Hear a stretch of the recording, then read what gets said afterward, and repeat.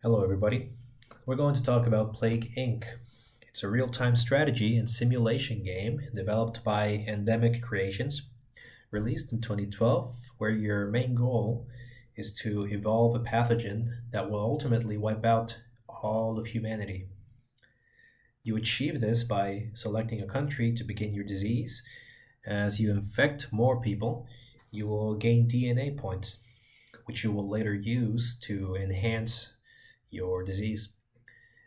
Then you can choose to upgrade several aspects of how it is transmitted, the symptoms it will produce on people, and its abilities to withstand conditions and medication. Now, as you can see here, doing this will impact the infectivity, severity, and lethality of your pathogen. Now, you will make these decisions based on a number of demographic, economic, and geographic variables, such as a country's population, how much they spend on research for a cure, the climate, amongst others.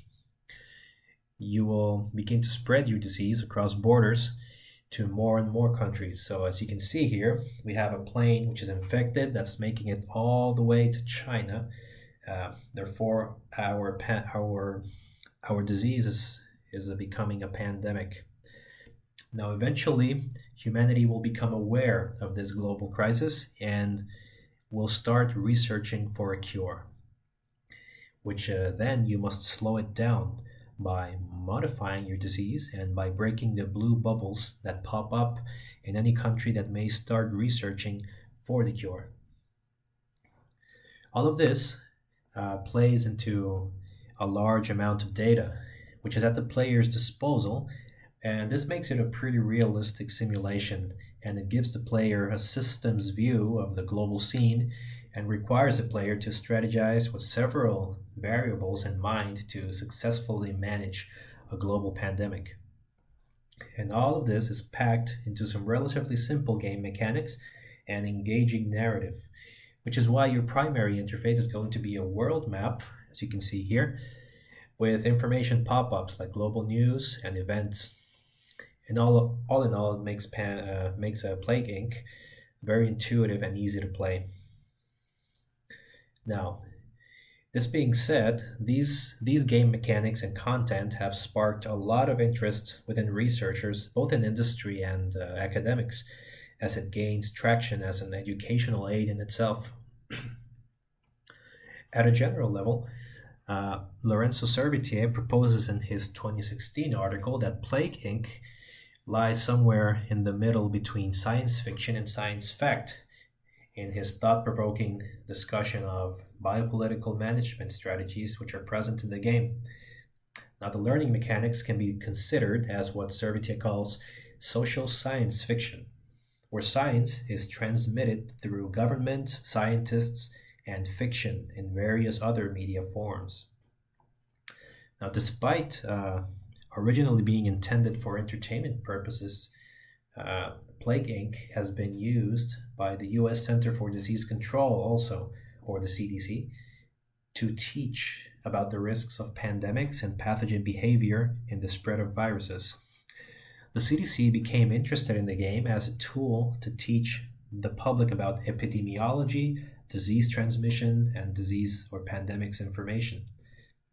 Ndemic's Creations founder James Vaughn also reported in an interview with the CDC that the game's core design is based on the concept of basic reproduction rate, which gives the game further scientific validity. Now, Plague Inc. has been utilized also as an educative tool in other contexts. According to Tellez Alarcia, in his 2015 publication, there have been a few uses of the video game in high school and medical school settings to support, respectively, biology, foundational concepts, and interdisciplinary learning. But other kinds of educational content can be leveraged from this video game too. Tellez Alarcia further explains that Plague Inc. can have applications in the learning of descriptive geometry and social sciences due to the fact that as a player you must consider population, infrastructure availability, climate, and general development level of a country. Also, an understanding of statistics based on based on the various in-game graphs and charts that display visual information about healthy, infected, and destroyed countries, for example, or healthy, infected, and dead population. It also contains historical reference or major events, as the game provides these references to real world, historically fatal diseases like tuberculosis, Spanish flu, or the common cold. Uh, Not all of these applications are equally effective, though, as there are some weaknesses in its content, like the inaccuracy or oversimplification of some data, or the geographical clustering of some countries. However, it delivers so well in its central topic of disease biology to the point that players have gone directly to Plague Inc. to better understand how the recent coronavirus outbreak operates and spreads. Endemic Creations has responded to this, encouraging users to go directly to local and global health authorities for information. Now, to conclude this, Plague Inc.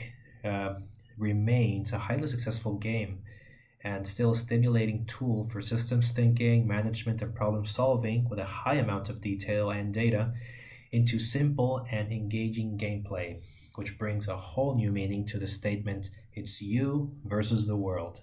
Thank you.